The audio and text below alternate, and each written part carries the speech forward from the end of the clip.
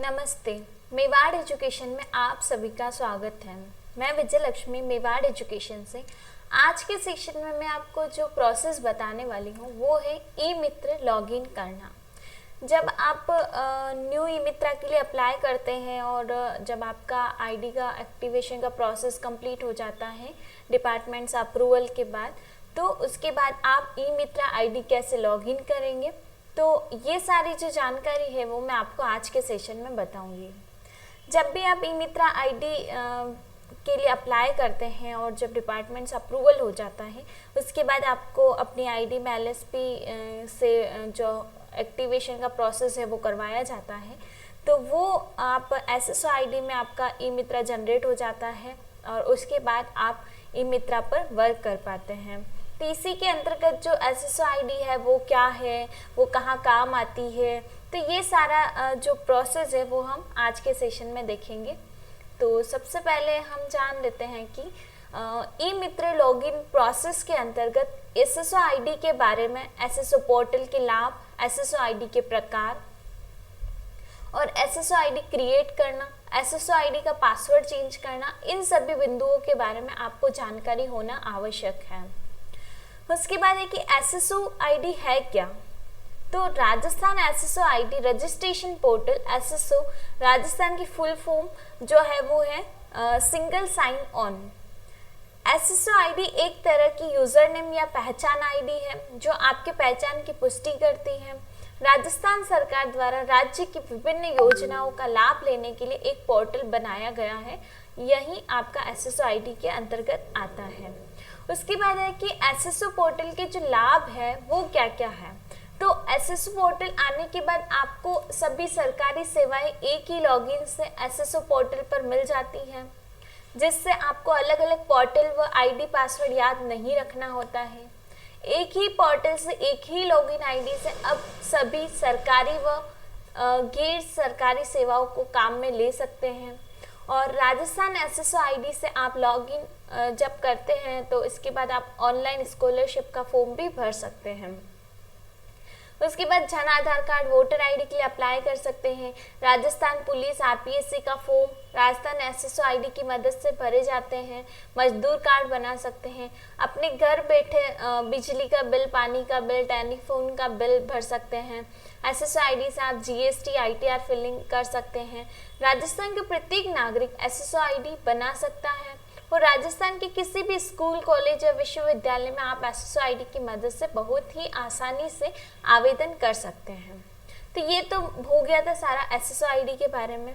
उसके बाद आता है कि एसएसओ आईडी कितने प्रकार की होती है।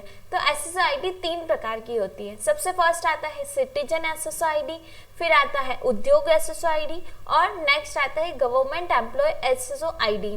सिटीजन एसएसओ आईडी में जो आम जन सिटीजन है वो एसएसओ आईडी का उपयोग करते हैं। उद्योग एसएसओ आईडी में जो व्यवसाय करते हैं, व्यवसायों के लिए उद्योग एसएसओ आईडी होती है। और थर्ड गवर्नमेंट एम्प्लॉय की जो एसएसओ आईडी है वो सरकारी विभागों के लोगों को इस प्रकार की एसएसओ आईडी का उपयोग करते हैं। गवर्नमेंट एम्प्लॉय को इस प्रकार की एसएसओ आईडी बनानी होती है।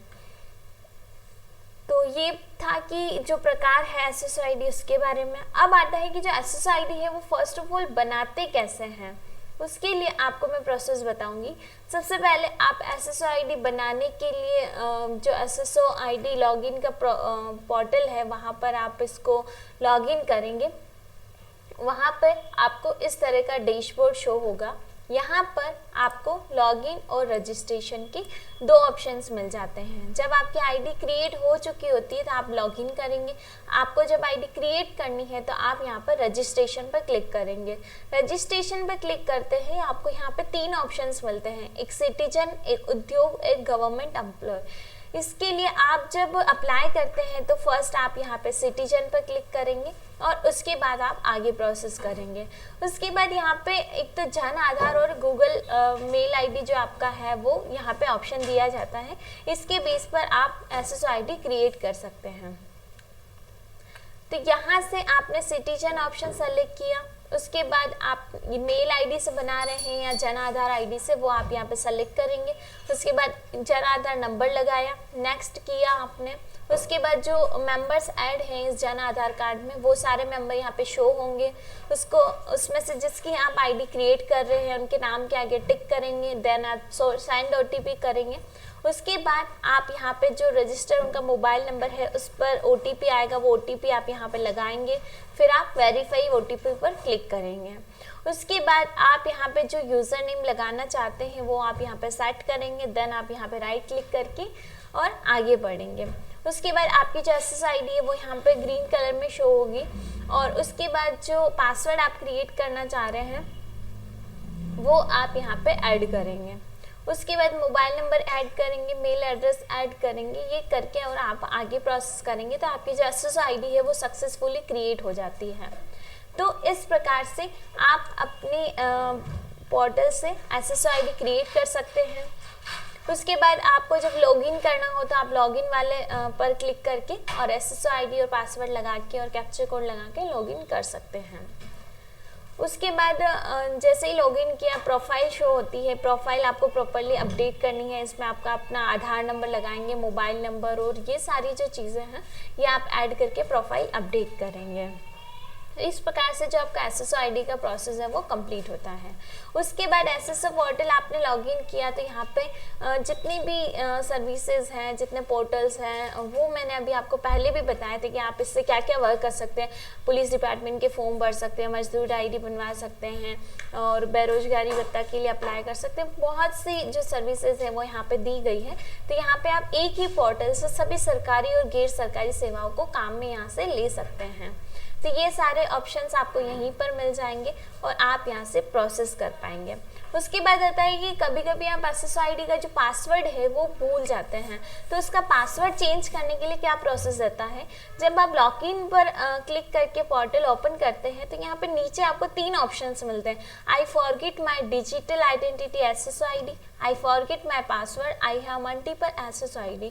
तो आपको यहाँ से जो भी फॉरगेट करना है, SSID फॉरगेट करनी है या फिर पासवर्ड फॉरगेट करना है, तो यहाँ से आप फाइंड कर पाएंगे और यहाँ से प्रोसेस करेंगे।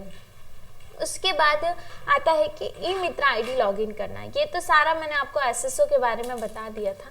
उसके बाद आता है ई-मित्रा ID लॉगिन करता है। जब भी आप ई-मित्रा के लिए अप्लाई करते हैं, जब आपका डिपार्टमेंट से ई-मित्रा अप्रूवल हो जाता है तो उसके बाद आपके ID में यहाँ पे जब LSP द्वारा पावर दी जाती है उसके बाद आपके यहाँ पे ई-मित्रा का ऑप्शन भी ऐड हो जाता है। और आफ्टर पावर जनरेट देन आप ये क्रिएट कर पाएंगे।